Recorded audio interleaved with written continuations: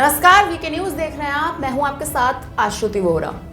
जब से अयोध्या में भगवान राम की प्राण प्रतिष्ठा हुई है, तब से ही अयोध्या में भगवान राम तरह तरह की चीजें और घटनाएं देखने को मिल रही हैं। भगवान राम की नगरी अयोध्या इस वक्त पूरी दुनिया के लिए आकर्षण का केंद्र बन रखी है। और इसी बीच भगवान राम को लेकर एक ऐसी खबर सामने आई है जिसे सुनकर आप भी हैरान रह जाएंगे। दरअसल राम की नगरी अयोध्या में एक ऐसा बैंक है जिस बैंक में अगर किसी आम व्यक्ति को, किसी आम श्रद्धालु को अपना खाता खुलवाना है तो उसे अकाउंट खोलने के लिए 5 लाख बार सीता राम लिखना होगा। क्या हुआ? हैरान रह गए? बेशक जो हम आपको इस वक्त ये खबर बता रहे हैं, हम भी उतने ही हैरान हैं जितने कि आप, लेकिन ये सच है। और ऐसा ही अब अयोध्या नगरी में हो रहा है। अयोध्या स्थित इस बैंक को अंतर्राष्ट्रीय श्री सीताराम बैंक का नाम दिया गया है, लेकिन इस बैंक में रुपए पैसे मायने नहीं रखते हैं, बल्कि भक्तों की भावना की कद्र की जाती है।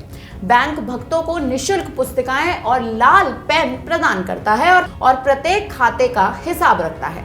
बैंक में खाता खुलवाने के लिए कम से कम 5 लाख बार सीता राम लिखना पड़ता है और फिर पासबुक जारी की जाती है। इस बैंक की स्थापना साल 1970 में की गई थी। नवंबर 1970 में श्री राम जन्मभूमि तीर्थ क्षेत्र ट्रस्ट के प्रमुख महंत नृत्य गोपाल दास ने इस अंतर्राष्ट्रीय श्री सीताराम बैंक की स्थापना की थी। और अब ये बैंक अयोध्या में एक आकर्षण का केंद्र बन रखा है, क्योंकि भक्तों की भीड़ दूर दूर से इस बैंक को देखने या कहें कि इस बैंक में अपना खाता खुलवाने आ रही है। कहा जा रहा है कि इस बैंक में पुस्तिकाएं जमा करनी होती हैं, जिनकी सभी पृष्ठों पर सीताराम लिखना होता है। इससे खाता धारकों को मन की शांति, विश्वास और आध्यात्मिकता मिलती है। इस अंतर्राष्ट्रीय बैंक के प्रबंधक पुनीत रामदास महाराज हैं, जिनके अनुसार पिछले महीने भव्य मंदिर के प्रतिष्ठा समारोह के बाद बैंक में दैनिक आगंतुकों की संख्या में वृद्धि हुई है और उसी के बाद से ही इस बैंक का नाम प्रसिद्ध हुआ।